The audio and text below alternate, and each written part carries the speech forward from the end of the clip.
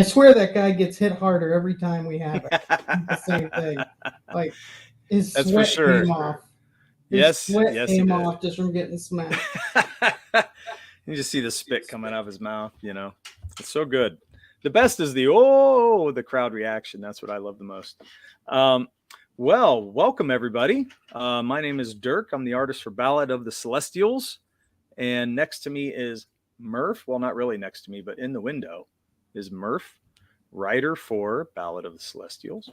And tonight we have a special guest again. He's been on the show several times. He's earning his jacket to come on as like in the Five Timers Club, like on SNL. We're just going to have to make a jacket for him. We want to welcome to the show. We're just gonna when after Pete four. Simeti. Right. After hey, four, Pete, how's it going, man? Hey, We'll Thanks for cut coming on. ties. this is number 3. This is number 3. Nice. Yeah, I mean, you're building up then. You're getting there. Do we have anybody else that's been on 5 times?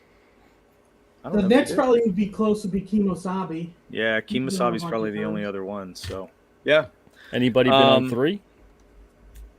I think Kimo might have. Yeah. I mean, at least All right. Kemosabi, maybe one other person. I don't know. Not very many. So, we're getting there. It's getting good.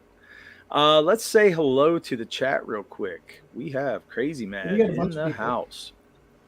We also have Jefferson Roswell. Welcome. Hey, Jefferson. Thank you for coming. What's up? Yep. Mo Biggs. Hello, Mo. How's it going? Mo. Gotta go to Mo's. And we got Jim Cox. Welcome. Hey, Thank what's you up, for stopping by. Awesome. So there we go. Thank you guys for coming this week. Oh, the Art and Times of Jay Ryan. I almost missed him, but there he is. Thanks for stopping by again. Yeah, so this week, I think we have a good topic to talk about, which we're going to get into just a minute. But let's get into Crazy Mad's question of the week. The question of the week. What are some items that are unacceptable to buy off brand? You will only buy the name brand for it, so you cannot buy the off brand at all. What are some items that you would buy only in the brand name? Wait, So brand name only. What would you only get the brand name for? It's unacceptable to buy the off brand. Well, I think Alterna Comics. Unacceptable to buy any other comic that doesn't say Yes. Alterna Comics in the top left. I think you won. That's like the best answer yet. Perfect. like I'll say Coca-Cola. I don't want Pepsi or RC or. Oh, really? And I would I say like RC Coke. sometimes. I like RC Coke would sometimes. be always brand. Shoes. I really like Skechers. Really? Like, I really like the feel. Not That's the like an old style man- as much. I that's don't, like an I don't old feel they man have a shoe, great right? style, but they just Depends feel. what you get. Like Yeah. New Balance is definitely you Yeah. can't work around New Balance. That's going to be an old man shoe no matter what Right. design you get. But I don't know. I mean, with me, I view all the brands, even the off brands, about that. as brands. Dog food maybe is he chiming in with that answer? I mean, Don't give me none of Good that store stuff. crap. sometimes cereal, I would say sometimes, but no, they're coming out with some really good cereals that are off brand now. So it's really hard to Yeah. find. It's mostly with me, everything nowadays when it comes to food, I just look at ingredients. I don't really care what the brand is, Right. as long as it's not like genetically modified or has like Right. all kinds of That's hard to come frightening by now. preservatives and whatnot. Right. A lot of the time, off-brand will actually be better than the name brand when it comes to that, especially cereal. Cereal for Yeah. kids, it's just you're better off giving them candy half the time. Yeah. And it's not true. like really not Very like true. really bad name brand candy, but like the good stuff, imported from Europe. Oh, that's the thing. Give the kid that Oh, instead that's of these good. horrible like General We- Mills cereals. You just gave Welcome me to the one. show, Amanda. Like, I don't like I want Hershey chocolate. I don't want chocolate Oh, really? from anything else. Oh man, see- you ain't lived till you've Yeah, had. you're missing out. What? Oh. Dove sucks. Oh no, not that. I'm talking. Nah. Those What? all suck. Yeah, Mars and what they all stink. But those are Oh, yeah. brands too, though. Yeah, I'm they are. talking about like imported from Europe stuff. So Like, what- is there imported a from name Europe. that you You know said? what's really Good. funny?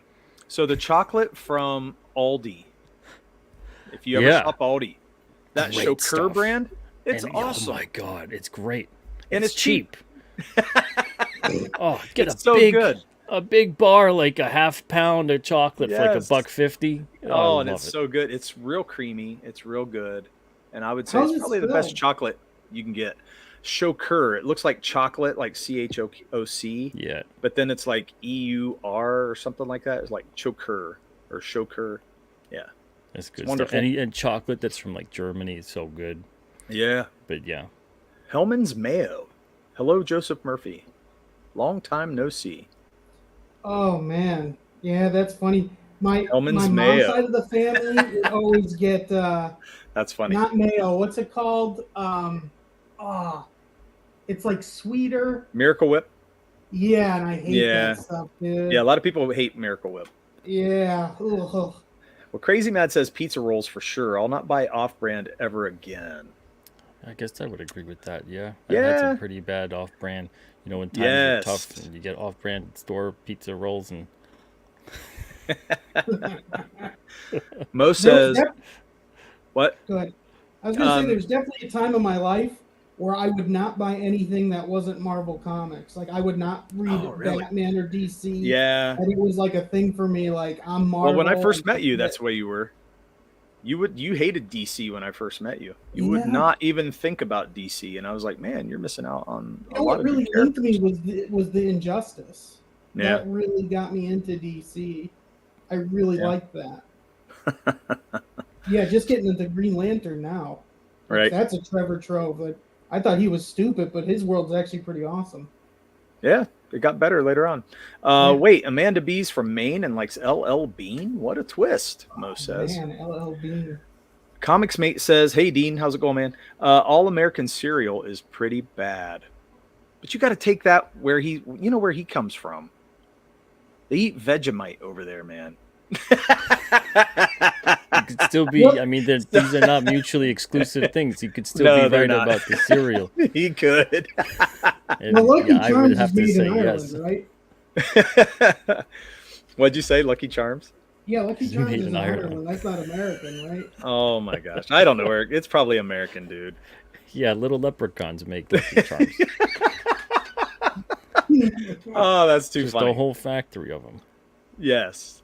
Hey, Elliot's in the house. It's funny though, thinking back though, like as a teenager, I feel like when it comes to clothes and stuff, that was a big thing. Like I'm only gonna get from this clothes for whatever. If it was in Man, style. Yeah. The more or you guys something talk, the like- more I'm like, maybe I'm like a contrarian. I purposely would avoid all that stuff. Yeah, I I've don't learned blame my you. lesson though in two areas in terms of buy a trusted name brand with Yeah. history to it and a proven record. Two areas: shoes and a mattress. Don't Ooh. skimp on your Yes. mattress and don't skimp Yes. on your shoes. Yep, I've skimped on the mattress and paid for it dearly, with bad sleep, pain. It all comes out, man. It's bad Have news. either of you ever known someone that likes a waterbed? Because I've been in one, and Um, it's the worst thing in the world. well, I come from the era when waterbeds were mainly a thing, and Ugh. we had a waterbed for a while. I inherited it from my brother. Hated it. Absolutely hated it. Yeah, it seems like that sounds like fun. That kind of idea. Yeah. You know, Yeah. Right. and I don't know how anyone sleeps on one. No, man. I it don't feels like either. you're It's like terrible. falling all the time. And you might think it's good for other things. I don't think so. Nope. Nope, it's not. I won't It's get terrible. into what any of that is, boys and girls. You mean math problems, right? Yeah, math problems. Yeah, you doing your homework. You Whoa, try wait. when you try to push into the pencil with the paper and Yeah. it doesn't seem like it, it just the push and pull factor. So look at this. Crazy Mad goes, what the F are party pies? And then you look and see Dean's thing, and it says, are party pies a thing in the U.S.? Party pies. I don't know. Maybe. I gotta look at it. Never What's heard of what's I a need to party see a pie picture. consist of? Can anything be a party pie? That's what my question I is. feel like they're talking about a brand. I though, mean, right? if there's any Yeah, if there's a party going on, you have pie. It's a party pie. And what is it? Like, yeah, is it under a different name? Like, what might else they be called? Yeah, what's in a party pie? I'd like to know what that is. Let's see. Comics Mate says it's even smaller than a pot pie. Those are Ooh. already like tiny as it is. Yeah. A tiny pie's like the size of a small cupcake. Yeah, I was gonna say. That's to me, weird. they almost look like a Reese's peanut butter cup. I mean, you know, if we A have little bit hostess, bigger. we have the It's hostess a little sad cakes party. and There's stuff. just sad parties going on in Australia. No doubt. It's like it's a party. You want a party pie, you know? And I'm picturing like this big thing, you know, like bigger than Yeah. a usual pie. Like I'm thinking like pizza-sized pie, you know, like 1.5 feet, 2 feet wide. We're used to And then they everything bring big, out though. this little like, oh, here's your party pie. Here's your party pie. There you go. Yeah. Have a party. Oh shit. Well, yeah, and like a tart, you know, here, but for Yeah. us, I don't know, man. Everything's bigger here. But he Yeah, says I'm tarts like, are well, different. If I'm gonna have a Yes. party, I need about 15 more of these. You got It's you got a some more. tiny meat pie. Yeah, I'm telling. I googled it and it looks like Reese's peanut butter cup. Ooh. size, like a little Filled bit with bigger. meat. Oh no. That's All right. scary, man. Mystery meat is always scary. Another thing you might want to watch when you buy it. There's another So off-brand like thing. so Yeah. like they're like little Don't get quiches spam. then, right? Never getting spam. I know a lot of people that like spam. So, I mean, Ugh. some people grew up on spam. I think art supplies would be something I'd get only name brand. Ooh. Yeah. See, for me, drumsticks, drum heads, you know, there's certain Oh yeah, products. music would be a big thing. Yeah. Yeah.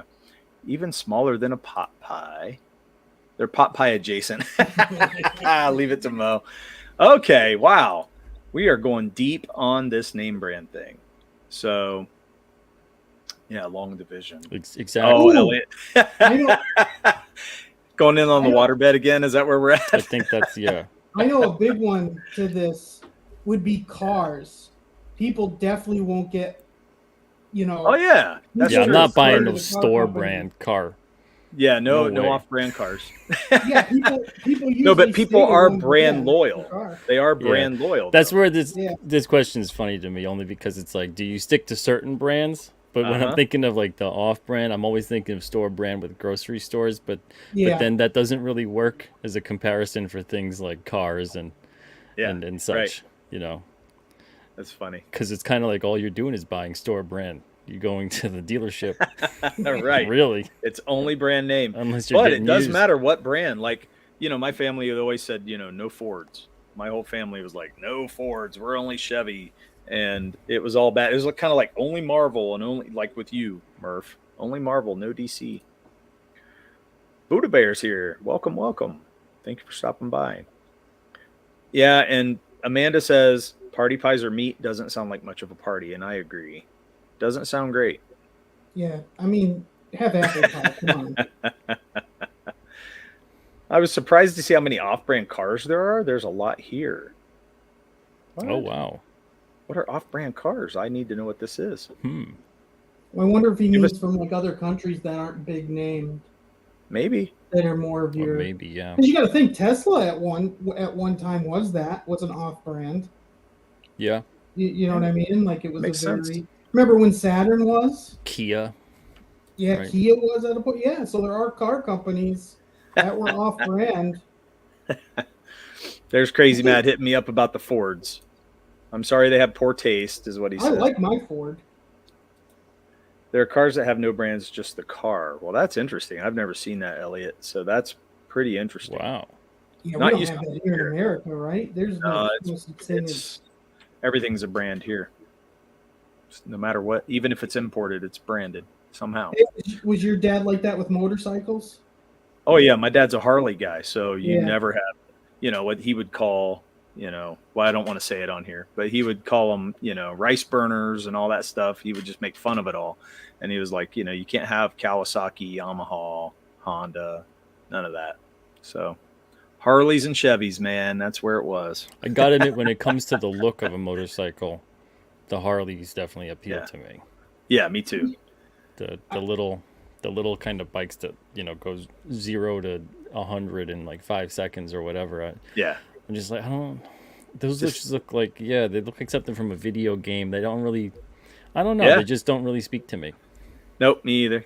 Yeah, I think Me this either. off-brand thing has to do with the time you are in your life. Like, if you're a kid, it could be like video games like PlayStation or Xbox, because people do get freaky over that stuff, and like comics. Yeah. But then, like as an Well- adult, it becomes cars or like tools, where you Well, only so- buy this brand of tool to use, or TVs. Like for a while, I'd only buy Sony TVs for a long time.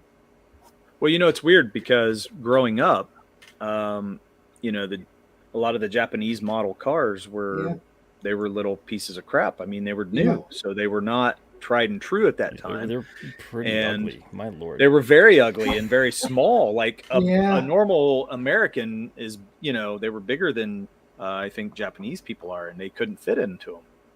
And a lot of Oh complaints yeah, we're were about definitely that. doing that.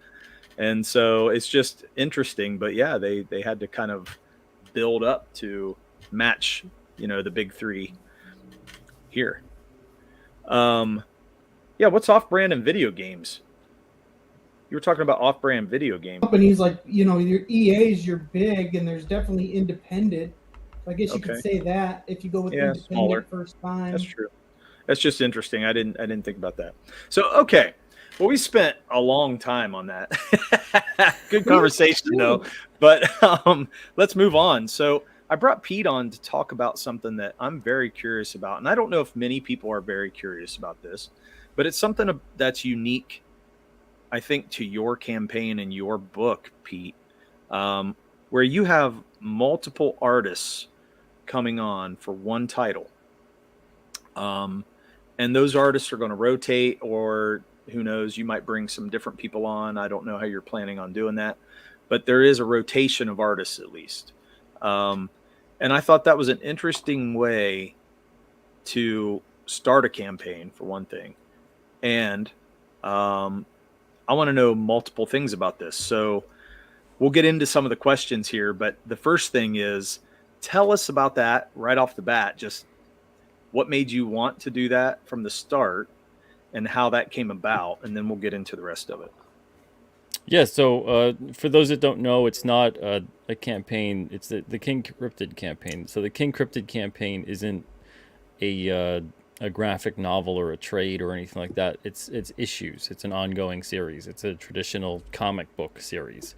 So each issue is going to have a different artist until we do, or unless we do, story arcs. So if it's a story arc of like 2 or 3 or 4 parts, 4 issues, that's the same artist to maintain consistency. But other than that, it's basically about, I've got a bunch of different stories and they all connect. There's an overarching subplot that connects them all.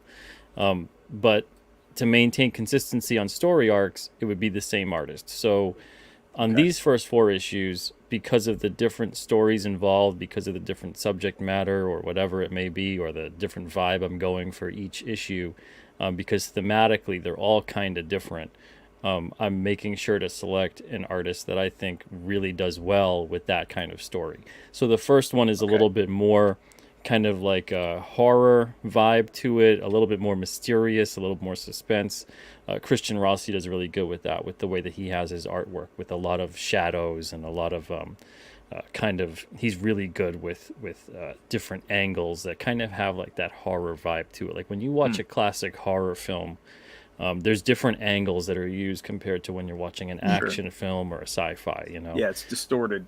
Yeah. And so he's really good with that kind of stuff, with that build up, with that kind of push and play on the compositions. On the second one, it's a black and white issue, and it mostly takes place at night. So the only real source of light isn't the moon, because it's a new moon on that night. But what it is that the light comes from inside of this cave. So this artist, Nick Hunter, is really good with black and white art, with line art, and with shadow use. So that he was a no-brainer for that. The third issue is more of an all ages kind of an issue. It's not made for kids, but it's more appropriate for kids. And it stars 4 friends as kids. They're in the issue looking for King Cryptid. So Alex Jovich has a great expressive style. It's more of an animated kind of style, so I chose him for that issue. And then the 4th issue it's basically like it's a classic comic sci-fi adventure mixed with a little bit of like that monster. The whole series is kind of a monster mystery series, but this issue more in particular has like that monster mystery vibe of like what's going on, what's lurking here, what's over there. So Keir Covington with his line work does a really great job, and then Christian Rossi with his colors is doing a fantastic job elevating that line work and really making it pop with those classic flat kind of colors, but not the flat. And that's something I've talked about before. I don't know when this trend in modern flats took over, where everything is the mid-tone as opposed to the most intense version of that color. And then you kind of have this two-tone or cell shading kind of system. Everything in modern coloring with flats is this like really, it truly is like a flat, dead tone. And then you kind of build it up from there. But all it does is, I find it kind of sucks the life right out of the line work immediately. And then you have to double back as a colorist to kind of bring it all out again. I don't know why they do it that way. I don't know when that happened. Somewhere along the line, the shift in how flats are colored became that way. And because you'll see a lot of the time, like skin tone even is kind of orangey all over the place. And, I noticed orange the blues or are darker. Yeah, it's strange the way that has become. But meanwhile, if you look at like 70s, 80s, even 90s coloring, it was very simplistic. It was pretty much just, blue was blue, red was red, and then you had a little bit of a shading here or there depending upon the lighting of the scene. And then digital coloring came along, and then they got really crazy with the colors out of nowhere. A lot of it looked really ugly for years. Sure. And then it got a little bit better, and then it kind of went backwards again into like the more painterly approach, because inks became sort of a thing of the past, and there's not really a ton of strong inking in a lot of modern comics nowadays. So this comic is more something that you would see. I literally gave him Glynis Oliver to look at for the colors and said, Christian, I want you to kind of keep in mind this is the palette to go for, and we'll stay true to that. But that's picking the different artists for the appropriate issues, it was a lot of fun. It's kind of like you're getting to have a pool of talent available to you, and who works best for certain issues, and if a certain artist isn't available at a certain time. With the episodic style of format with the series, you can kind of put that issue out of rotation for now and then bring it back eventually later.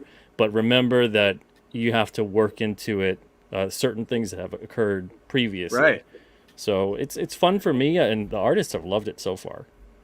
It's a unique idea, I think.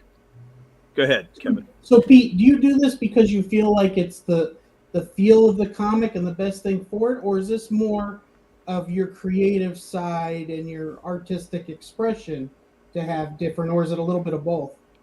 I think it's both. I think it works best because there's so many stories you kind of can't tell. So let's say, I'll pick issue 3. Issue 3 is an all ages issue. It's got the kids, and you might think, well, that probably is the easiest one to draw. But there are so many unbelievably talented artists out there that can't draw kids to save their life. Yeah, right. You see those pictures where it's adult face on the kids? It's horrifying. It's like unsolved mystery sketches, They're just unsettling. They all look humanoid. Oh, that's awesome. So you could have a fantastic artist on your series, and now you've got this issue that's going to focus on kids, or there's going to be kids in it, and this guy cannot, or gal cannot draw kids to save their life. And that's just, that's horrible to watch. So, this is an opportunity for me to have everyone play up to their strengths. So it is the best thing for the book. It's the best thing for the reader. They'll get more enjoyment out of each issue.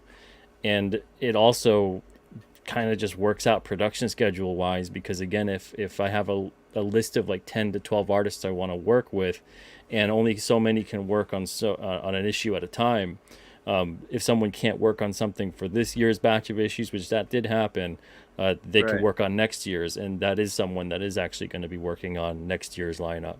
So that's great. Yeah, so it's great to put that rotation. Okay, don't get too far ahead of me there, because I do want to talk a little bit about the rotation and how you're going to work that out. But I want to talk more about scripting right now. So when you're plotting the book, are you are you trying to change formats per book, or is it just kind of what flows out of you?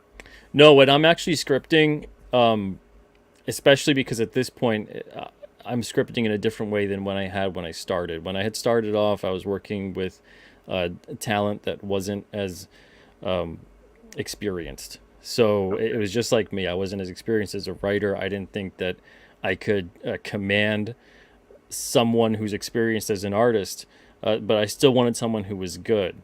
So as a writer at that point in time, I gave a lot more of a thorough script in terms of, panel one, camera angles, this character says Right. that, all these things is it's the instructions to the artist, which is what the script really is. I'm lettering what I work on, so at least I didn't have to worry about that. If I had to make tweaks and changes later on, I could do that. I wouldn't have Right. had to communicate a whole separate script to the letterer after the art Okay. came back. But like this, the way I'm scripting is essentially I'm breaking it down page by page, scene by scene, and then I'm Okay. letting the artist envision what they see, and then I go into it later on and I kind of retro script the thing based on fitting what they've put into the scene. So I know kind of in my head already what the characters are going to talk about, how the conversation is going to go, how the scene's going to play out. But I don't bother the artist with the minutia of, here's a line, here's a caption, because the artist just needs direction on what Yeah. am I drawing? What am Right. I drawing? Who's in it? What's going on? And then they can kind of plot it out. Yep. And for the 4 issues here, and for the rest of the series as well, that's how I'm scripting out this thing. And I actually have the story script as a perk too, if someone wants to actually see how Oh, it is. that's cool. It's not a traditional script the way you would think most comic scripts would be. It's way more freedom for the artist, but in giving them a lot of that freedom, when it's a capable artist, they produce work that'll knock your socks off. So Sure. in this instance, all 4 artists really loved it. It was something that they didn't really ever work with before, but I trusted them in how they knew how to set up a page and in how they knew how to tell the story visually.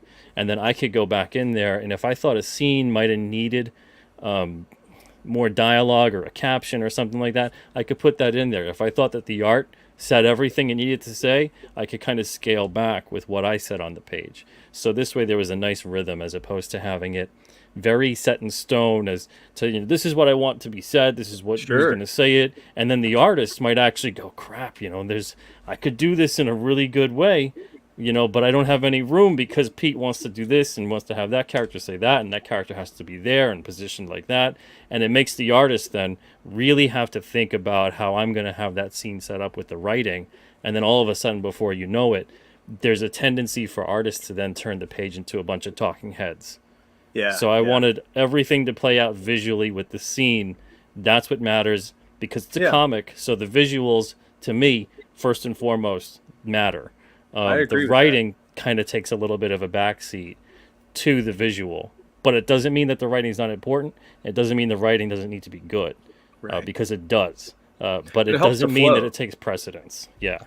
Yeah, I mean, you want the book to have well, you don't want it to be choked out. You want it to have a flow and a feel to it.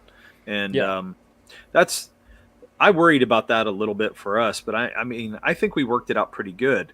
It's, but what you're talking about, it does give the artist a lot of freedom, which can sometimes be daunting at different times too, because then you have so much freedom, you're going, okay, you can go multiple ways. You know what I mean? So it's hard to narrow it down, I guess. Yeah, you- that's Yeah, but why you- I try to keep the lines of communication open with the artist. And I go, if you have any Yeah. question about how you want to set up a scene, let me know because they'll thumbnail it out. And Yeah. then I agree to the thumbnails, or I'll say, what about this scene, position it like that, have that kind of in there. So it's not just we're flying at the seat of our pants. They just do everything. It's all finalized and they send it to me. And I'm like, oh no, like this isn't going to work at all. We still go step by step with the process. Because after the thumbnails are approved, then they do the pencils. After the pencils are approved, they do the inks and so on and so forth. So at any point in time, if we have to catch anything, we can. It's never too late to make a correction. But you have to Awesome. also then have that editing eye between the both of you in terms of the artist and then in terms of myself. Because if you look at a certain page and you're realizing that it's a real weak point in between two other pages it's sandwiched with, it's going to stick out like a sore thumb. It's going to lose the rhythm of the scene that's occurring. So sometimes, and it was only like maybe 4 or 5 pages out of the 4 issues that I actually had to have an artist redraw. So to do that on such a small level, and of course we caught it very early in the pencils kind of loose, rough stage. To do that on that level is, if anything, it was a lot of fun to try to get the best we could get out of each scene, and this way moving forward, it would be a great and entertaining story. But the other way around, especially the way I've worked with it before, when it was a very tight script, I found that it produced far more edits and revisions. It was way more daunting, and there was kind of more of a tension between me and the artist, because it always felt like I was stepping on their toes, and I think they kind of thought it was like a personal attack on what they were doing and what they were going for, and vice versa too, because then sometimes I'd have a scene that meant a lot, and I was like, why are they completely redrawing this in a way that now the scene doesn't play out that way anymore? So then it kind of becomes this weird sort of, who's more important on the page. And that was maybe 12 or so years ago, the last time I did something like that. At this point in time, to me, it's neither of us are important as far as what goes onto the page in terms of who takes precedence and the ego that becomes involved. It's about the story, it's about the character, it's about how the scene's playing out. Well, and I think the most interesting thing for Derek and me, this is our first time doing it, is like seeing something on page is completely different than writing it or thinking of it in your head. Like, you could be convinced like this is going to work, it's going to be awesome, and then it's there and it's like, nope, this don't work. Or it's a scene that it'll, you draw it out and then it falls flat because it's just kind of a pace killer. Like a lot of the time too, when people aren't, 'cause that's what I love about these episodic style issues. You kind of only have time for the most important scenes and the most important panels and the most important conversation. Every single thing is important to the story. Whereas a lot of the time, if you get these kind of longer graphic novels that are like 80, 90 pages or whatever, and you get a lot of people who go, oh my Lord, that's so much room. I'll look at all this room I have and to tell my story. And then all of a sudden you've got 12 or 15 pages in there that don't really need to be in there, that are just kind of in there for pacing. Because a lot of the time people will think, well, if I have like 2 or 3 pages where they're pretty much doing nothing, that's good for the pacing, because it's making a slower point in the book. No, all you're doing is making a slower point in the book that's boring your audience to death. You can still lessen the pace and have a slowdown by still having an important conversation take place, or a scene where there's kind of tension built up, or having other moments where you can show off the setting and where they're at. Not necessarily just because a lot of books that do the whole like we're getting to a place, they'll just have that trek of they're just in the woods and now they're just wandering for 3 or 4 pages and they don't really know what's going on, and so the writer is making little weird quips, and then it turns into like this weird quippy book and everyone's just awkward for 4 pages, and like you didn't need to do that. You didn't need to have that there, but a lot of the time that pacing part of it is what I find is a big problem with a lot of the writing nowadays, when they get that big amount of a book and they really, you don't need to have it like that. Pacing for a comic is it's very different compared to pacing just with writing. Like I feel like pacing is much easier if you're writing a book or a novel or anything than when you are with a comic book. Because I feel like what you were saying is like when a comic's boring, like you feel it. Like you could feel it on one page. Oh, it feels like an eternity. Boring. We're like watching a movie. You could have like 10 minutes or even a whole show where it's still more digestible than it is with a comic. At least I feel. I don't know if you guys agree. Well, the thing is also is that with the comic, at least you have the advantage where you can skip forward and turn pages. But at the same time, do you really, you just spent all that time putting those pages together. You know, I'm sure that the Yeah. artist doesn't want the audience just to be like, oh, it looks like nothing happens on this, turn. Yeah. You know, Yeah. like Right. Exactly. so you never want that to occur. So you want to make sure that when you're putting out your story that no, there's no reason for them to keep flipping through because they're not seeing anything dynamically visual that's occurring on a page. Because people will do that. I've done that. I'm sure you guys have done it. I'm sure everybody in the chat has done it. You'll see certain pages where it just looks like a bunch of people either staring at each other or there's really not Yes. much going on. The visual information there, you just take it in 1 second and you just turn the page and you're done. You don't want to have anything like that on the page for the reader. You want them to take, not necessarily, you know, go through it and every single thing is a big tome of text, but you want them Right. to go through it and they can't skip a page because it's visually important. It's Yes. important to the story for them to I agree with understand what's occurring. Yeah. So having multiple artists like that, and basically you're putting out 4 books at a time, right? That's Yep. the plan. Okay. Next So next year will be 5, but this campaign's 4. oh, okay. So you're doing 5. Are you going to do like one a year? Is that what you're going to do? Like one group a year?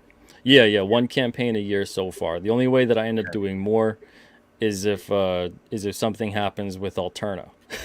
Yeah. So Okay. either I start cutting enough books that it makes it feasible for me to be able to do 2 King Cryptid campaigns a year and put out 4 to 5 issues per campaign, or you know, Nice. yeah. So, but the thing is, I've got seriously, I'm doing this series the rest of my life, reader willing. Right. So if the readers are here for it, I'm here to make them because I got 100+ issues already that can go. I've got That's awesome. stuff outlined. I've got things ready to go. I've got plot lines that I've tortured myself with that like 6 years from now will be revealed. Oh So my I have to gosh. kind of sit on things, and I'm like, all right, well, by the time issue 24 rolls out, you guys will see what I'm talking about. You That's know, too but funny.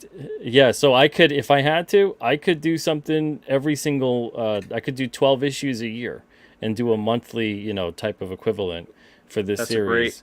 And I hate and that the you're thing, doing the thing that makes it great is as long as they're able to be funded, as long as there's interest for them, and as long as Yeah. the artists are on board and available for their issue, I'm able to do that. So to me, it's so much fun to do a series like this. Yeah. I've done stuff before where it was a graphic novel or a mini series or whatever, but this kind of thing with the episodic storytelling, I think we've gotten so far away from that in everything, not just comics. I do like the episodic storytelling. It's some of my favorite stuff. Yeah. It keeps, you know, you can change the story enough. It doesn't have to be this long, you know, drawn out story, but it can be over several different types of stories. Yep. And I really like how, you know, you can change. And the idea of this reminds me of the old comics, you know, that we used to read. You would get a different short story every time. Yeah. And, yeah. you know, you get to see different facets of the character that way. You get to see different environments. It brings in new villains. characters. Yeah, new Yeah. villains. There's a lot you can do with it. There's a lot of organic world building and character building that occurs because of the fact that you can introduce characters more organically. It doesn't just feel like a character that steps in is like, I'm here now, you know. It's actually Right. there's a point to this character being here. There's an interaction that's going to occur, and then if the character either dies or goes away and we don't see them at the end of that issue, the audience will automatically always be left wondering, will we see them again? Oh yeah. You know, so Yeah. you have that moment of thinking like, you know, whether you loved or hated that character, you're wondering like, will they come back again, or what was Sure. their whole deal? Because you don't have time. There's not enough time to explain every single thing about this character. They're popping Yes. in and out of the main character or characters' lives for just that brief moment in time. And then you're wondering, will they come back again? So there's Well, a couple that characters that happens on these first 4 issues that we'll see them again in the future. That's great, because that wonder is what makes you intrigued when they pop up again. And so, you know, it's part of why we love certain characters is not having everything fleshed out. We want to know more. So we keep going along with them, you know. I think people have forgotten that a little bit about characters too. You know, we don't need the full origin story, the full background. It's Yeah. better to find out little facets. Joker. Yeah, you He's definitely. getting closer and closer to let joke everything out. Yeah, on they're going to Joker. ruin him. He's going to be That's ruined. what comics have done, right? I mean, comics usually love to overexpose characters to death. Yep. And then when they kill them, they bring them back and overexpose them some more. So it's one of those things where, they're like, oh, Wolverine's so hot right now. Oh, man. Every character should be Wolverine or co-starring with Wolverine, and vice versa with anything you could think of in comics. It's been that way for so long. But to me, what was really interesting up until I'd say probably the 90s, when that craze really took hold because of the whole fascination with catering to the collector market, and pretty much only the collector market. No more about the reader, It was all about the collector that was trying to buy something and trying to buy a lot of it to maybe flip it or have it as investment or whatever. The pages in between the covers didn't really matter as much. Right. But before, the reason issues were valuable, the reason they were interesting, the reason you liked these characters was because of the pages in between the cover, because of the story that occurred. Yes. So this is literally that. This is that kind of way of doing it. This isn't that mainstream comics way of they take a character that's had some popularity and then they shove it down your throat until it's unrecognizable or you hate that character. Yes. So a character that maybe was once your favorite is now in every damn facet of every damn book. And and then they have like multiple families and things that represent who they are and are just like them, and they lose their specialness, Yeah. Yeah. There's 100 Spider-Men and Batman and everything, and that one single character loses its specialness, its uniqueness. And it doesn't mean you can't create new characters that interact with that character that everybody loves, but that was where it used to be fun. Like I used to love Brave and the Bold was one of my favorite titles. It was fun to see other characters interact with Batman. Marvel team up with Spider-Man, Marvel Comics Presents with Wolverine. It was fun to see these other characters interact with this popular character without becoming this popular character.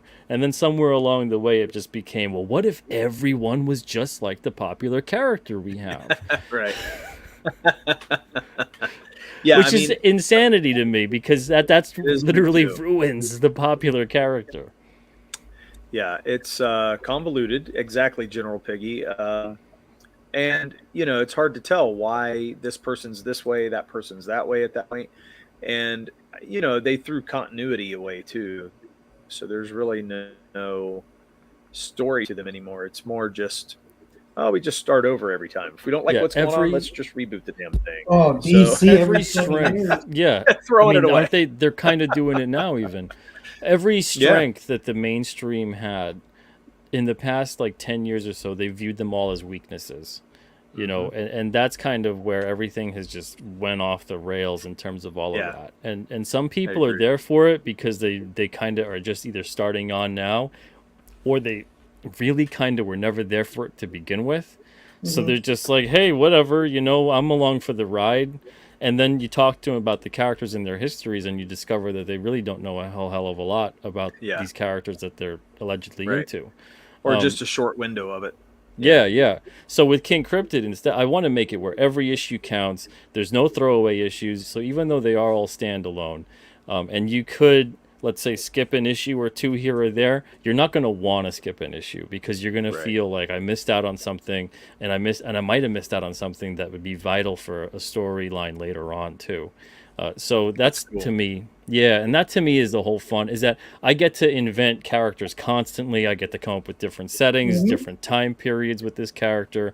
I mean, there's science fiction involved, there's fantasy involved, there's horror, there's action, there's all kinds of stuff involved with this series. It's literally everything that I love about comics put into one series. So that's why I feel like there's no way even creatively for me to say one artist should be on this book. Even if I could, even if I had my choice of artists, which if I had to, I'd probably say the closest artist that could really pull it off would be like Art Adams. Right. And I could say that Art Adams could probably do this entire series and nail all the different types of stories I want to tell. But let's face it, I'm not going to get Art Adams on King Cryptid to do the entire run of King Cryptid. Maybe one day, maybe awesome. A cover or an issue or something. But, he's not going to sign on for the whole series and be like, I'll do King Cryptid the rest of my life, guy I just met on the interwebs. I heard of a lady who kidnapped a writer and just kept breaking his legs. Oh man, Amanda Woo, might you know right. who that is. She's from Maine. So you could do if you kidnapped him, you could. yeah. You Just could. strap No, him no, down to no, the no, bed. no. Strap No, him no, down to no. the bed, hobble No him. You're good. kidnapping. Oh, So I Lordy. have a big question. So with this, because you're changing artists, a lot of people get very upset when you don't have the same artist on the book. They want to get tied down to that one artist. They like that one thing, or Yeah, that's I why they feel picked like the book up in the first place. I You know. kind of prefer that myself too. So, well, do you think that's going to hurt, or is that going to be something to your strength? I personally, I'm seeing it as a strength, but I might be in a different boat than some other people. You know what I mean? So, what do you think? Yeah, I mean, I definitely understand where they're coming from because there's runs of comics where once that creative team That's awesome. was no longer there, I felt like the book kind of lost something. Oh, okay. But on this, I mean, other than the occasional 2 or 3 parter, they Mhm. the reader doesn't really have a lot of time to get too attached to an artist and their depiction of the characters. And I think when they do come around again, because they certainly will, I'm bringing back 3 out of the 4. Actually, I'm bringing back all 4 for Oh, good. the next batch of 5. But Christian will just be coloring 2 issues. He won't be drawing an issue Okay. to work out with his schedule too for next year. But I'm That's bringing cool. back Nick Hunter. I'm bringing back Alex Jovich. I'm bringing back Kier Covington. And next year I'm going to have Jeff Elkins and Frankie B. Washington. Nice. That's So cool. for me, it's one of those things where then I think when the reader sees one of the artists that they maybe had more of an affinity for, it's kind of like a nice, fun, you're meeting your friend again that you haven't seen Yeah. in a little bit, So it feels like, again, like something more that's special, and you never really have that opportunity to get in that comfort zone where you feel like you can just kind of kick back and take advantage of the situation at hand, that this is how it's going to be, this is how it'll always be. It's more like, oh no, here's a fun new exciting thing all the time. Are some people Right. going to like that? Yeah. Are some people not going to like it? Yeah. Sure. But that's, to me, the way that this series needs to be told, and the way it'll work out best. Okay. Hey, I want to welcome Kemosabe Returns, the only other guy in the running, maybe for the 5 Timers Club. Yeah, for that we have jacket. to ask him. I would say he's had to be on 3 times. I At feel least like 3. he's had to. Oh yeah, at he's been least. on. He might have been on 4. I'd have to go back and look. But yeah, Oh, man. Yeah, Wow. I honestly don't know myself. he might We'd have. have to hear from him. Well, it'd Yeah, he be might have cheaper you to beat, ship Pete. me the jacket, so. Yeah, that's true. You are closer. That is for sure.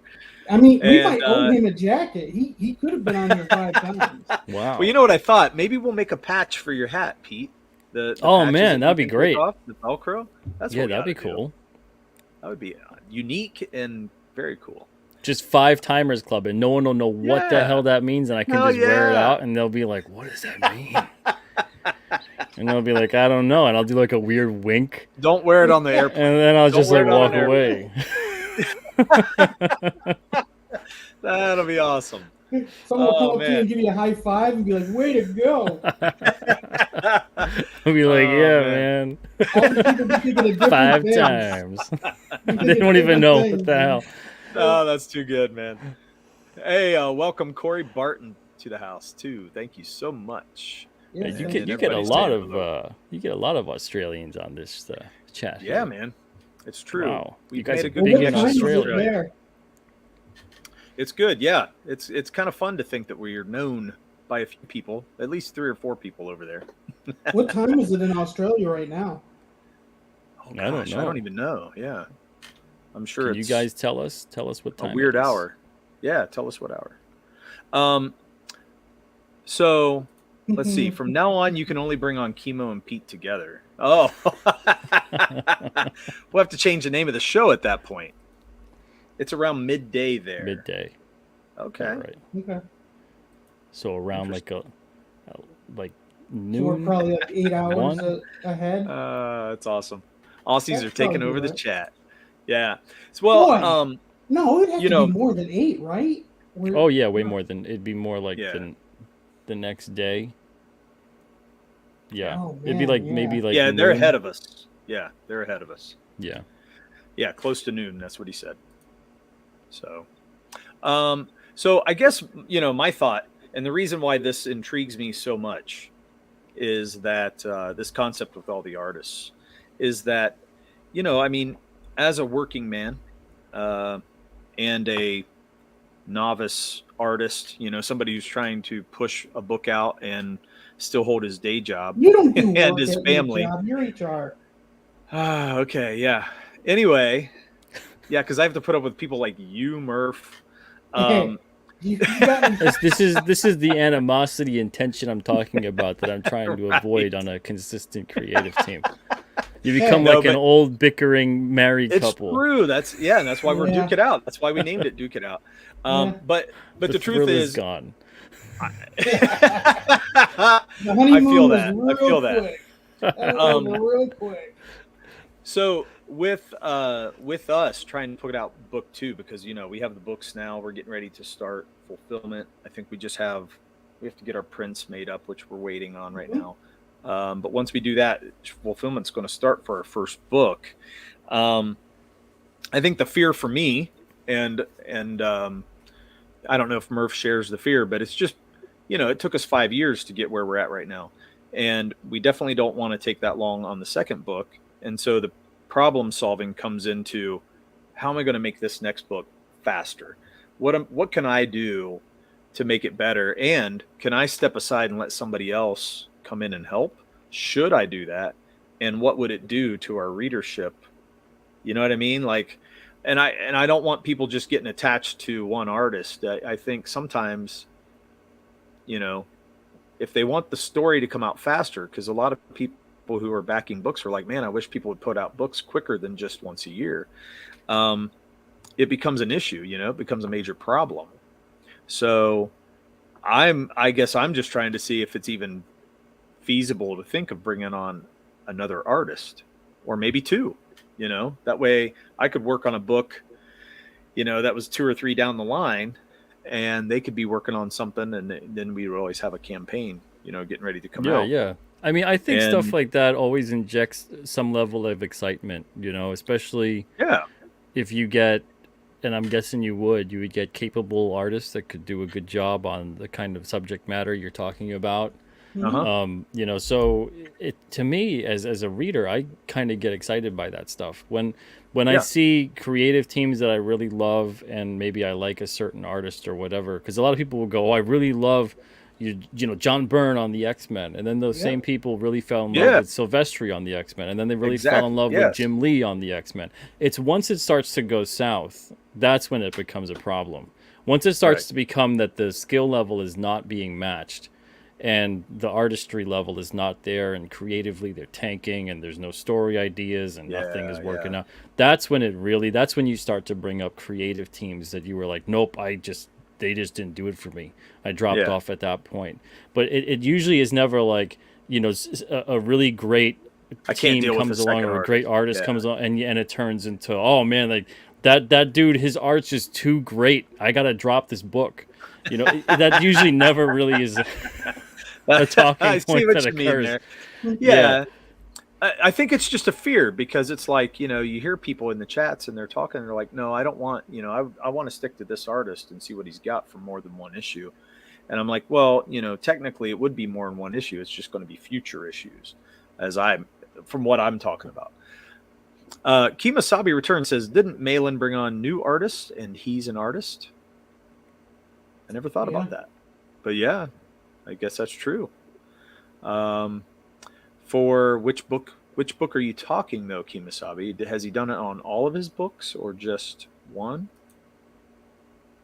Rob's used a bunch of different artists. That's true. I think like every issue Rob has brought out for Replicator, he has changed the artist.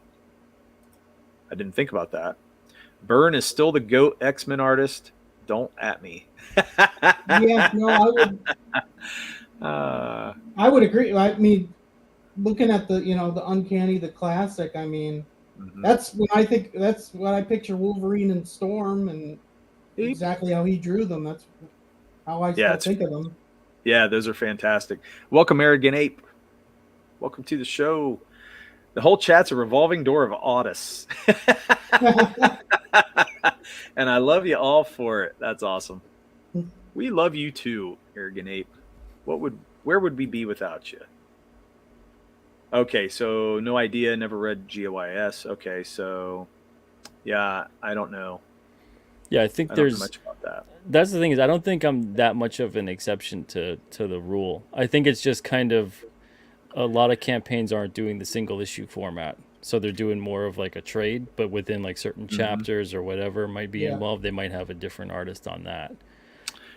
Yeah. Yeah, so Graveyard Shift, if I remember right now, I guess when I've looked at the campaigns, they have changed artists, so that does make sense. So I never thought about that. Yeah, I don't think any creative person should be I don't think any writer, any creator, whatever on their books should be scared about hiring another artist to kind of either not just lighten the load, don't just do it I think for that. Sure. But to offer like a different perspective and to kind of just kind of have the chance to actually get your book done and out there. I mean, there's been books at Alterna where I've had to talk to the creators and I'm saying, look, your artist can't make issues on this series, you know, so what are you doing? Are you going to go like 4 or 5 years between issues, or are you going to get your book out? Because if it's 4 or 5 years between issues, I can't continue to publish the book. Yeah. Right. And they'll say, no, we have to stick it out. You know, that's the artist. And it's just, okay, well, then you guys got to do what you got to do. And I got to do what I got to do. Sure. But that's why I think, you know, don't kind of put yourself into a corner in terms of, you know, your production schedule and that kind of a thing. I think it'd be cool to see another artist tackle an issue. I think so too. For me, I do get attached, so it's hard to let it go, but I understand. I'm also like, I know my limitations, and I'm going, okay, to lighten the load, it might be something we want to at least think about, entertain, and and then finding the artist is going to be a thing. But I think we could do it if we really wanted to. I just don't want to turn readership off. That's the only thing I'm worried about, is turning somebody off for it. But yeah. Well, I mean, at that point in time, I'm not worried about it. If you've been working on this and this is like issue 25 and now you're switching over, and people have grown accustomed to a certain look of everything.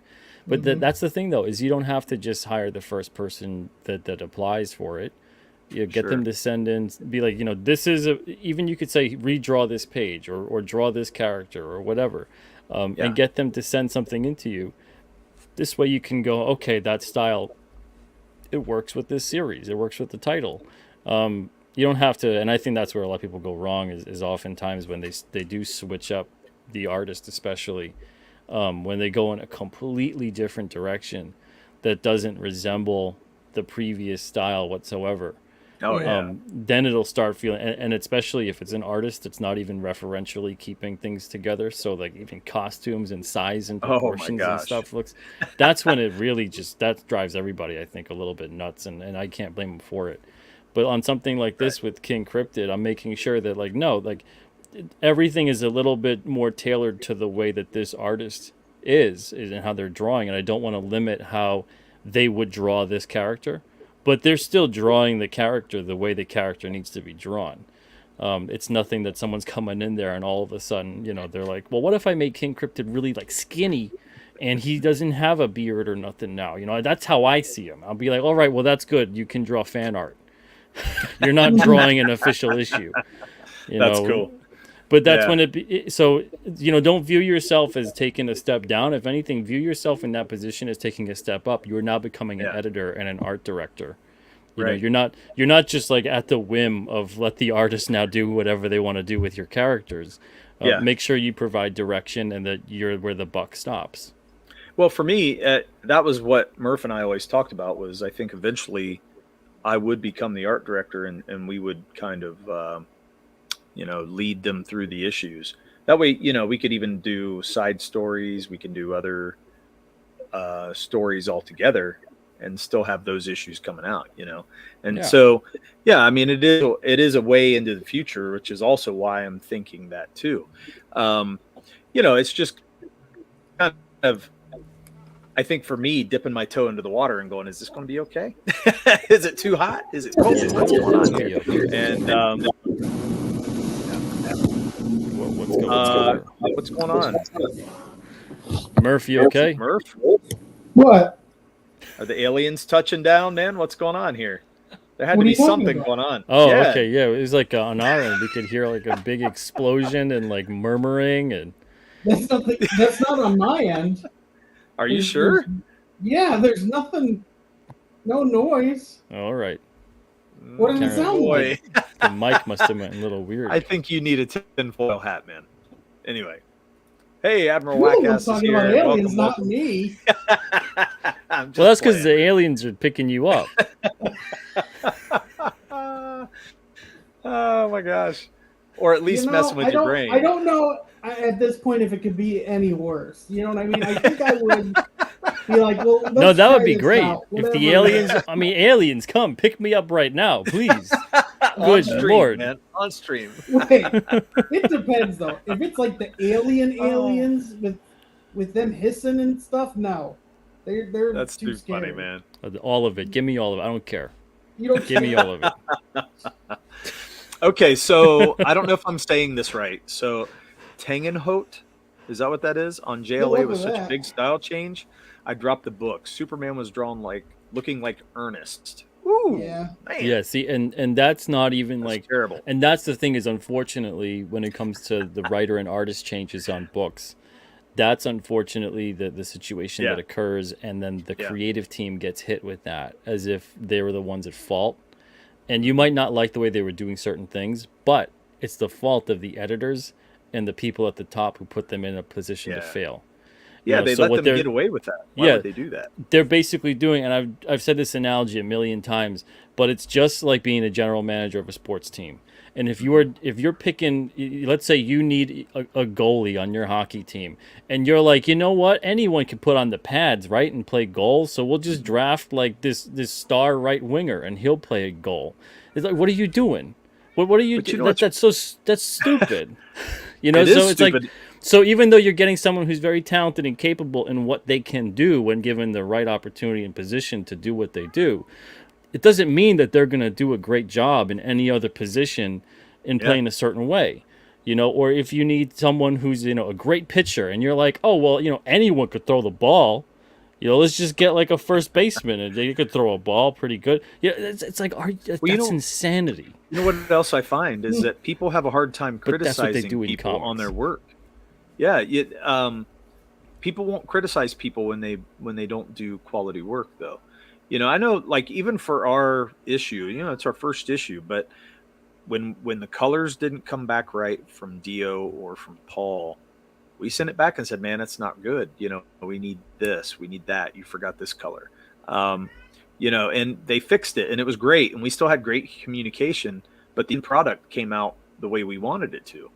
And, I don't know why people are so afraid to speak.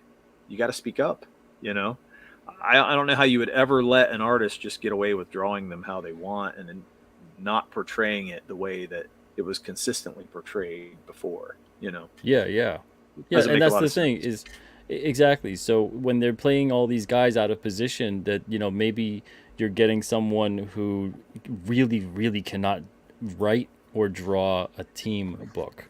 So they Yeah. can't handle multiple characters, multiple voices and perspectives. They're just not that kind of a writer or an artist. And when you get them and you put them in that position, that book is going to suffer. That's going to become crap. And instead of it going, oh, this is what they did to these poor individuals and blaming the people at the top or the editors, we have a tendency to take it at face value of these are incompetent writers and artists.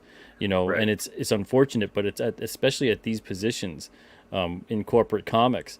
The reason that everything was so great for so long and so many of our beloved, olden days is because of the people at the top, that they had an eye for the right person for the right job, and they put them in that position to succeed.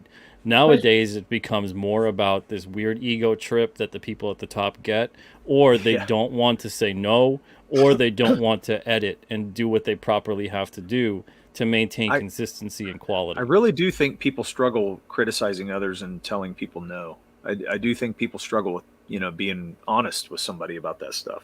And especially in the art world, Well, yeah, I was going to say that because I think you do have to be somewhat sensitive because Well, You know what I you mean? don't tear a person apart, but Yeah. you got to tell them when they're wrong. You got to say, look, you can tell them that I like the layout, but when you draw that person, it's just not the right, it's not coming off the way you think it should.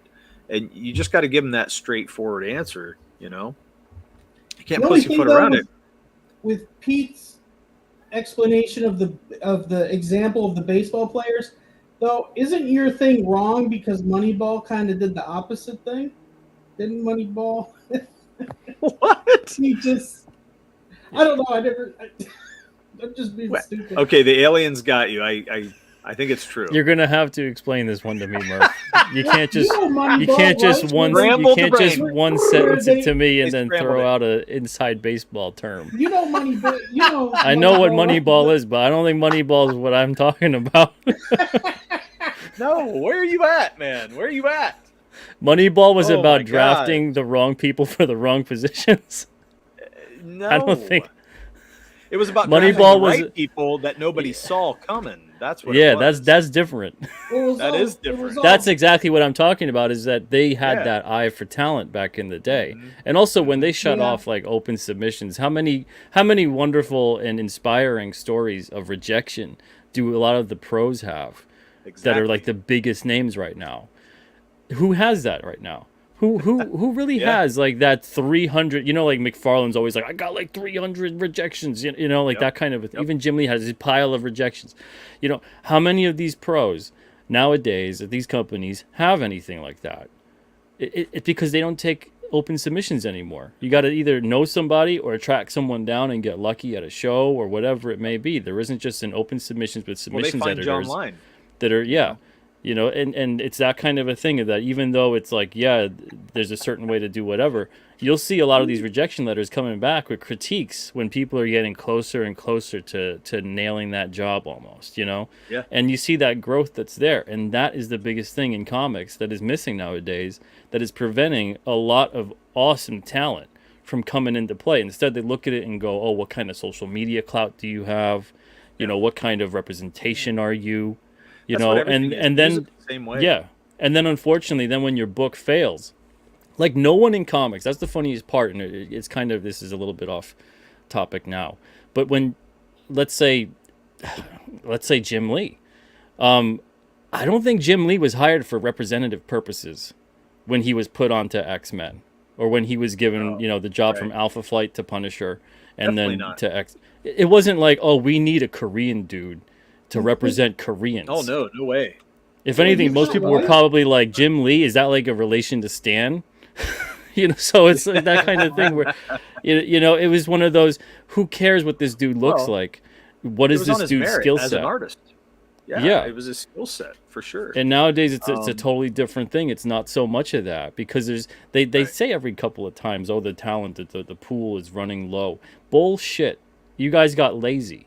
The corporations Yeah. got lazy, and they want to make up excuses, and they don't want to actually true. scout for quality talent, because it's everywhere. And it's so Right. easy to see it nowadays, how everywhere it is. You just have to, you don't even need to go on social media. You could just literally run through crowdfunders and see some of the greatest artists in Yeah. the world in comics. Oh right yeah. now.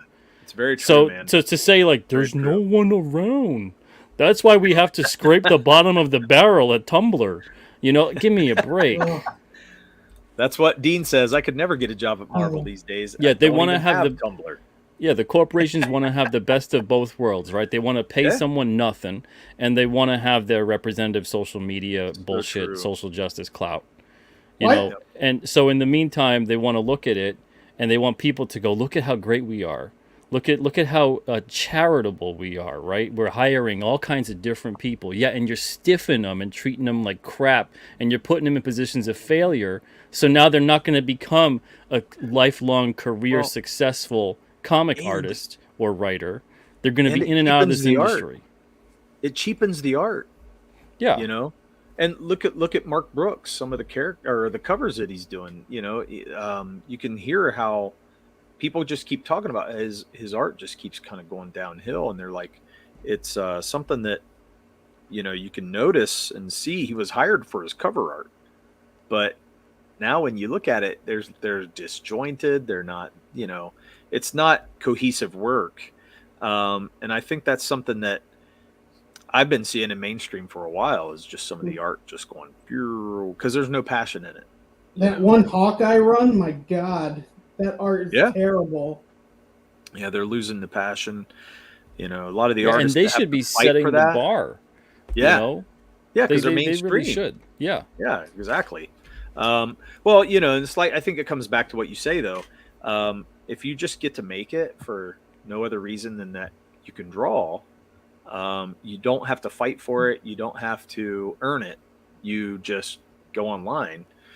You know, it doesn't make you think it's as important as it used to be, in my opinion. You know, so yeah, you gotta pay your dues. You gotta earn, you know, where I you're think at. so You too. gotta get those bumps and bruises, and you know, you gotta sharpen your skill set and work on your craft and all the other cliches that there are. And there's a lot of stuff out there you can see, and it does. I don't mean that there's every single person working for either company that doesn't deserve where they are, because there's a bunch of people that do. But there's a trend nowadays where a lot of people, especially that come on out of nowhere, you look at it and you go, what's going on here? And they herald them like it's the next big thing, you know? But it's like, what happens, right? A year or two later, this person who was being touted as the next big thing was getting this gig and that gig and the other gig. And then, like, also on top of it, they're this kind of marginal, and I hate the term, but this kind of marginalized person, you know, then let's parade them around, you know? And then all of a sudden you look at them in 2 or 3 years after that, after the big parade, and where are they? They're lying in the gutter. They're not getting jobs from either company. The books that they didn't sell, so they're not going to get more work. And then the indie stuff that they're doing is kind of tanking left and right because they kind of burned those bridges in the process too. And now they're struggling. It's cruel to do this to people like that. And in the meanwhile, what makes it difficult then to feel bad for when these people hit rock bottom because on their way up they were such pieces of crap, is that their attitudes were so awful to everybody else on the way up. You know, so every single thing when they come down and now they're lying in the gutter, people are just walking past them being like, you know what, you deserve that. You know, so the whole system, it chews you up, spits you out. It's like weird old Hollywood, but without the success. And it's mostly because of the fact that these companies, they don't care about the comics. The comics are there for fodder, to just light the fan base, either through usually through negative reasons, because they did something drastic with the characters or whatever it may be. It's very little stuff nowadays that really you see everyone super excited across the board for something. And then what do? The movie or the show or whatever is coming out, and then the book will either get canceled shortly after, or it'll get returned back to status quo. So it's literally all of it is just a big marketing game. It is. It's unfortunate. And that's the thing. I always liken this industry also, you know, to music. And we talk about it all the time. Well, mainly because I'm a musician, but it baffles. Because you have bad music takes. Sometimes I'll admit that. You know, everybody likes bad music sometimes, right? Murph just sprinkling the salt tonight. I know, man. This is a normal night. Actually, Whenever he can get through the tin foil, night. when he can cut through the tin foil, he just puts it out there.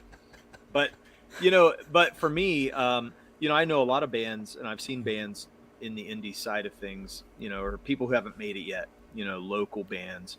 There's a lot of great talent. And it's exactly what we're talking about. They're never going to make it because they don't have the following online, or they don't have, you know, you can't go get discovered like you used to. And the music, mostly of what you're hearing, is people trying to pander to the crowds at the bar, which the crowds at the bar want to hear AC/DC and the same 5 songs every night. You know what I mean? And so they're not even doing originals because there's really not a lot of market in it unless you really push for it. And so you really have to go outside the norm. And it's kind of sad to see these industries that were once thriving based on new art, new music, new artists, you know, in the comic realm. And it's really sad to not see the industry actively searching for that. You know what I mean? And actively pushing for that. How much do you guys think about, though, back in the day, like music and comic books and even like cartoons and stuff like that?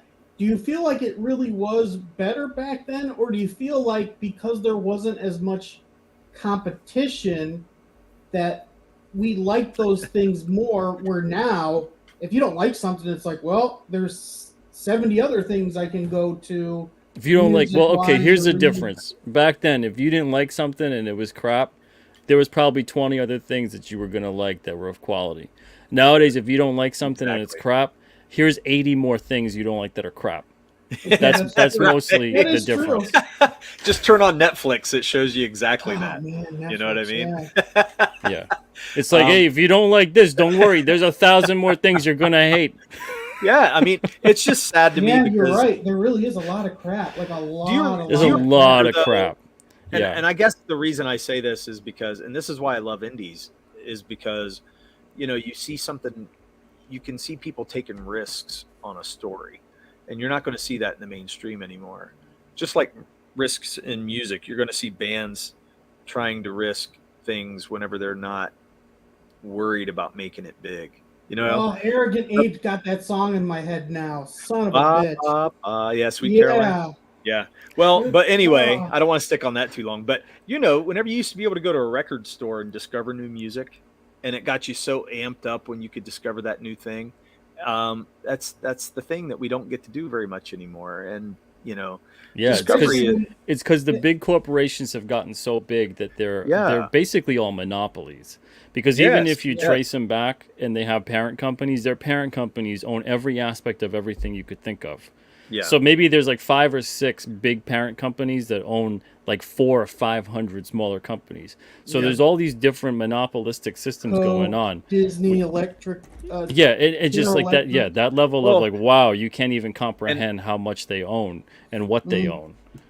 But one thing, you know, I mean, it's why I'm so glad that we're still putting out actual books in our indie scene, is because, you know, we're missing part of the senses in the digital world, and discovery was one of the other senses that I just now thought about. You have your senses of seeing, touching, smelling the albums and like the comics. So whenever you go and look at back issues, you can get that again. But discovery is one of those senses that you don't think about. And that discovery is what entices you to go back and keep going back over and over and over again. You know, it's like, what am I going to find this time? Am I going to find something that I've never discovered before? Or am I going to discover something that I've been waiting to find, you know? And that it's like a carrot dangling in your face the whole time. And I think right now we're missing a lot of that. You know what I mean? It's sad to miss it. So it takes a lot of the passion out of the art forms. What I think is real interesting, if you ever watch, I mean, because I love X-Men so much, I've heard so many Chris Claremont interviews, and how he would talk about, like, even some of the biggest stories that came out, it was because of what the editors would or wouldn't allow him to do. Like the whole thing with Jean Grey, like he didn't want to kill her off, but it was like she just killed like a planet of people and all these things then that would happen. And it's really interesting when you think about it, where Claremont didn't want to do it, but at the end of the day, he's like, we have to kill her, because if you don't and she's in jail, wouldn't all the rest of the stories be about they get her out of jail, she gets caught again, they break her out of jail, you know what I mean? Like, she kind of has to almost die like this hero's death to redeem for what she's done, you know? And that's where the emotional pull comes in. Otherwise, it does turn into that. It turns into like the trial of Jean Grey, and then it's like, we'll just lock her up for forever. And then it becomes a long, drawn-out story of, well, how do we get Jean out? You know, and that was because of the editor, though, because Claremont didn't want to do it. He didn't want to kill her. Yeah. And then he didn't want to bring her back. And that was then Marvel's, because of X Factor. They wanted the original 5. Yep. And now she comes back and dies all the time. That's her thing. Yeah. Crazy Matt says, Murph having intelligent, well-spoken conversations, so out of character, it's throwing us off our game tonight. Crazy Matt, where the hell you been? Did you miss the Moneyball comment? Because I don't know if I'd call that intelligent, well-spoken conversation. Well, see, I'm used to just talking to Derek here, man. so there's a difference. But Crazy Matt said a thing above. He said, I've gotten a Murph shot in. Hell, he's barely said anything. I went through the whole comment. I can't find it. What did he say? What do you say? I don't know. I have to go back. I don't know. I can't find it. No. It's up in there somewhere, but I don't Crazy, want to. you're gonna I don't have think to I want to go clear back. You're gonna have to resend. It's all right, man. No, I want to defend my honor. Oh, Send do you? him, yes, send him the insult again, Crazy Mad. Yeah. Yeah, Say send it it again.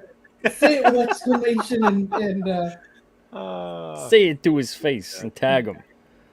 Oh yeah, I remember Prison Break. You guys remember that show?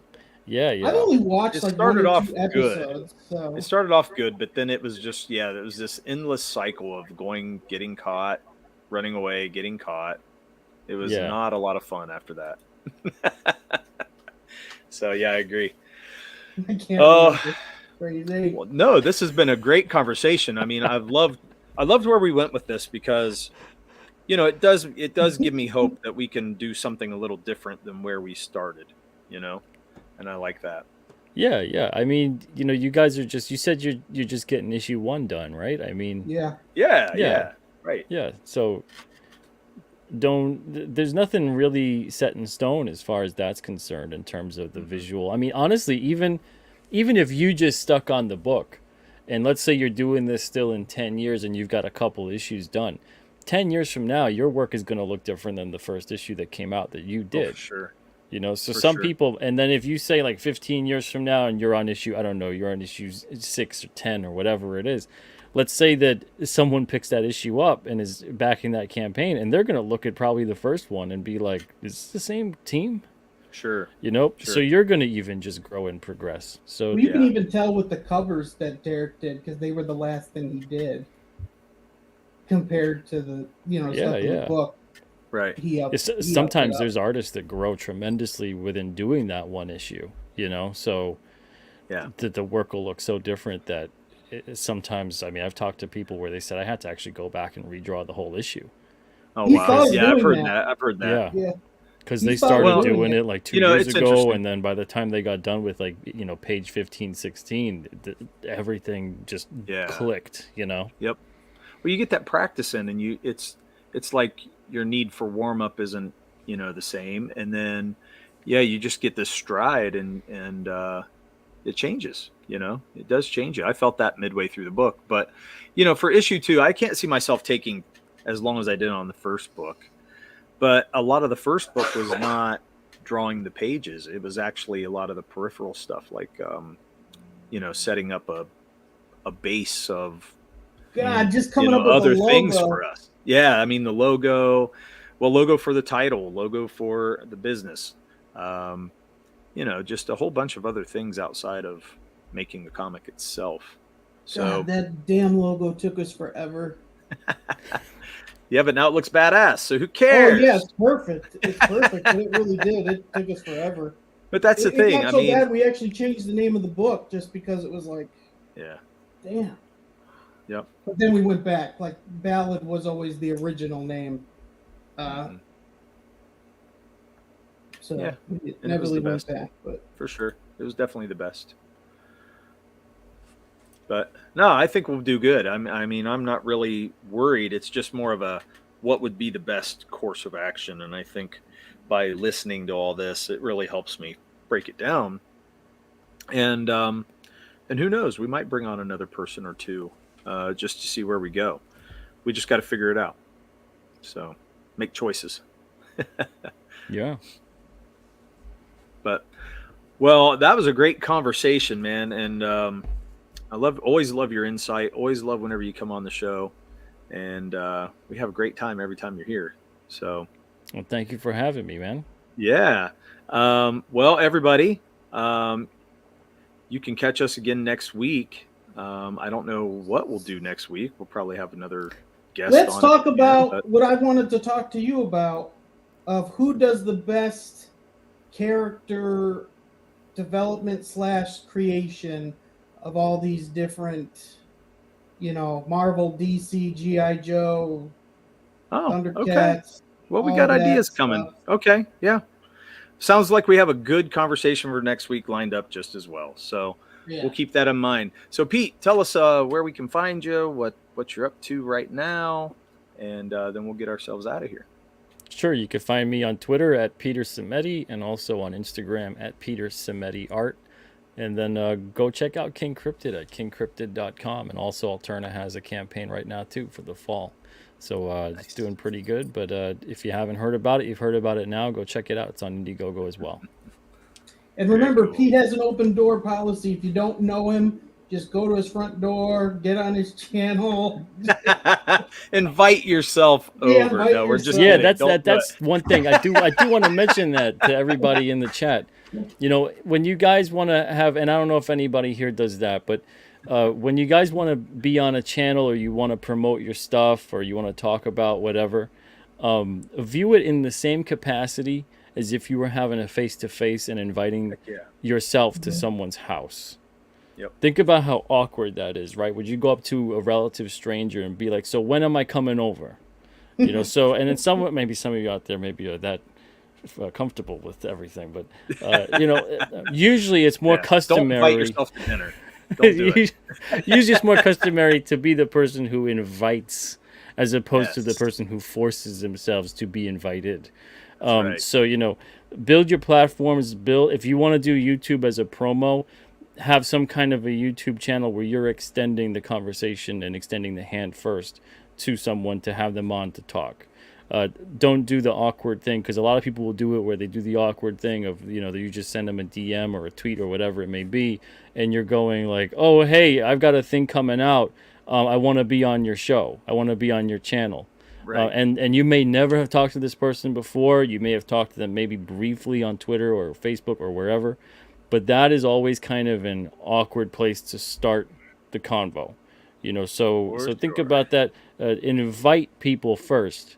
And then talk about afterwards, if you really had a good connection, let's say a good convo, whatever, you could be like, "Oh, hey, you know, it'd be awesome if I could be on your show, you know, blah, blah, blah," whatever you want to, you know. But the first thing, there's so many people that do this.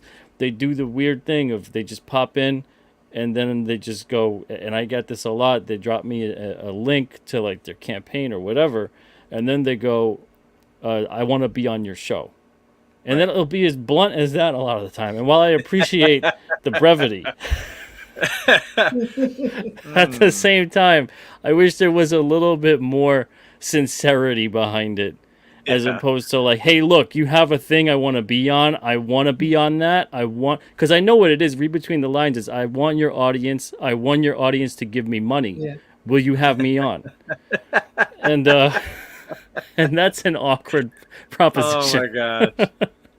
Whew. Yeah, that's creepy, man. Yeah, and you want to build good relationships. So part of this is building a foundation of great relationships, and so that there's reciprocation. That's what you want. You want reciprocation. You want people to invite you on. You want to have them on your show, and then that builds your character up. It builds your platform really nice. So. Yeah, and the thing is, if it's a bigger guest too, like let's say the person has like a real big following. Now, if they do agree to come on to your show, well, that's going to be good for your show. So there's no lose scenario here, and at least you're doing something that feels more authentic and sincere, as opposed to the whole like, "Hey, you have a thing that I could be on, and I want to be on it." Yes. Make me money, you son of a gun. I saw EVS, getting upset about that. You know, EVS talks about it. He's like, people just want to use me because I have this big platform, and it gets really annoying that they don't even know me, but they're like, "Let me show my book." And he made kind of this song on his show that he puts it on there quite often, and I was like, I wonder what that's about. But now that I've watched and seen it over and over, and I've actually experienced people doing that with me, I'm like, yeah, I know exactly what he means. Well, when he does that song, though, isn't that some people that used to be a part of like Comicsgate and were good and kind of fell out? And that's well, I think he's done that too, but I think he just had people kind of invite themselves on and say, "Let me on so I can show my book," and that's really all they wanted. You know, they're not building a relationship with him at all, which is kind of sucky. You know. Yeah, and also Arrogant Ape, I want to say, I saw your comment. That's great that your kid's getting into comics because of Baron Rat. Yeah, and that's what I love about the stuff we have at Alterna. We've got all ages, stuff for teens, stuff for adults as well. And then that if you get into it when you're a kid, you can actually grow with us. So there's books for everybody. Awesome. Yeah, that's great, man. That's really good stuff to hear. I got into comics because of the Ninja Turtles cartoon. That when I saw they had those adventures, that's what I got into first. That was my first comic book experience, and then then I got into like at the age of 10, got into the adults, the original Turtle books, and I'm like, oh my god, this is amazing. And then that led to X-Men and everything else. So yeah, you never know what'll get Yeah, people yeah. into stuff. My cousin started reading comics because of cards. He would collect the trading card Marvel Yep. stuff. And so 100%, man. Totally. Loved those. It was a way to learn about all these characters that you just didn't Yeah. have the time and money to learn about through the comics. And then when Yeah. you learned about them, you're like, oh man, I really like Silver Surfer. I got into because I got a Silver Surfer card one time. And I was like, damn, this dude is powerful. What the hell is he about? So I'm reading his backstory on it, and I'm like, oh, he sounds kind of cool. Because I love the aliens and sci-fi and all that stuff when I was a kid too. And then so I sought out those comics, and I became a Silver Surfer fan just from getting that trading card.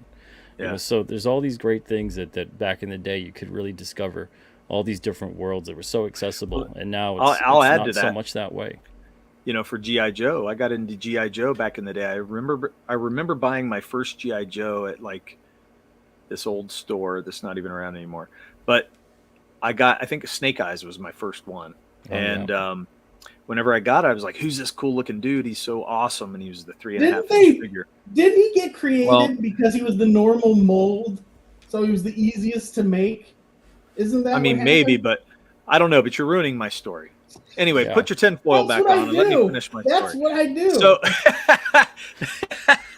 no, but I bought him, and on the back was the dossier. And when you get that dossier on the back, that was the coolest stuff ever. And I was like, oh my gosh, he's got a dog and he's got all this, he's like a ninja, but he's military. And what is this all about? And you can't see his face. So he's very mysterious. And yeah, that sold me, man, from that point on. Yeah. So toys were an excellent way into some of those, where you could read comics and watch cartoons. It was amazing at that time. Totally. Everything felt very, that there was a nice synergy between everything. Stuff feels so disjointed now. You know? Yeah. So too many hands. Too many hands in the kitchen.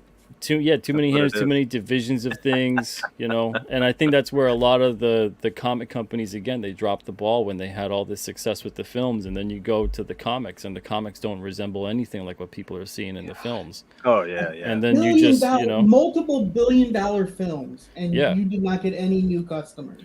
And if and you might have a good retailer who's like, all right, yeah, I get you. These aren't really resembling the characters you see now in the new stuff, but check out the back issues, check out the essential stories. You'll probably like these. So if you get a retailer, at least they can make some money off of it if they're quick on their feet and know how to sell to a customer. But the newer stuff, it's not going to make that same audience. And I do want to give a shout out to Jay Ryan for that Wedding Singer quote. I appreciate that. That's a funny this one? scene. Yeah. I have a jar full of money on top of in that scene. I'd like to put more money in that jar. That's where you come in. He's given up his dream. He doesn't want to sing anymore. He's going to the bank trying to get an everyday, stupid job. That's awesome. I love that movie. That is a great movie. Well, thank you very much, Pete. And we will definitely have you back. You got to at least come on 2 more times, right? Earn that patch. I think that's what we got to do. Not do the jacket anymore, because the jacket's already been done by SNL. We need to go with the patch that you I like that. I like the patch. I think that's a cool idea. The patch is much cheaper. Is it? Yeah. Yeah, than a jacket, I guess it would be. Yes. The patch is much cheaper. You could also do like the 5 you could also do like the 5 Timers Club Dollar Tree poncho. And then this way, that would be a lot cheaper. Yes, I think that's a great idea. I know where to get one of those. Sharpie on the back, 5 Timers Club, and then just fold it up, send it out. Velcro and slap a patch on that. That'd be great. Wear it with pride. Like, how did they spell Murph and Dirk wrong? It's their show.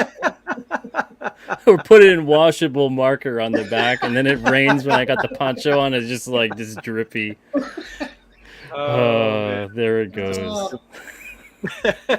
There was the prestige that I fought so hard for. Oh my gosh. Well, great time, man. Thank you so much for coming on. We're going to end the show here because I think it's a great place to jump off. Everybody, we'll see you next week, tomorrow, Tuesday, 8 o'clock here on YouTube. And you can find me on Twitter at drock or Derek Dirk Clay. And Kevin, where can they find you? At KJ Murphy 518. I don't know. Why don't we have the things up? I don't know. Oh, probably because I have this highlighted. Yeah. Yeah, there you go. Oh, there we go. Yeah, it's right there. All righty. Well, every Tuesday, like, subscribe, share. Yeah, we need some more subs, man. That's for sure. We need some more subs. Let's get there. So thank you guys. We will see you next week. Peace. See ya.